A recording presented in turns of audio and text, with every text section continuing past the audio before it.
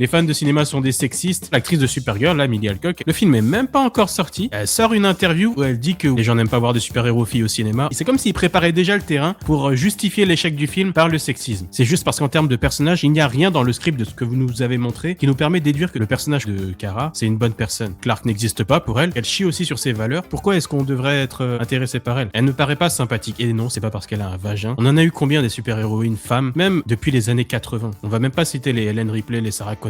C'est fatigant cette narrative-là. Et ça n'a jamais posé de problème avant. Ça a commencé à poser problème à partir d'une certaine période, 2017, l'atmosphère culturelle qui s'est passée, le hashtag MeToo, etc. Et c'est là où les personnages féminins ne sont plus devenus des personnages, c'est juste devenu des figures politiques pour propager l'agenda féministe. Ce sera un échec monumental, échec critique, échec commercial, et ce sera bien mérité. C'est juste une espèce d'hommage au nihilisme, la glorification de la dépression. Il y a son cousin qui essaie de faire de son mieux sur la planète Terre. Pourquoi elle va pas l'aider? Au lieu d'aller se saouler la gueule sur d'autres planètes,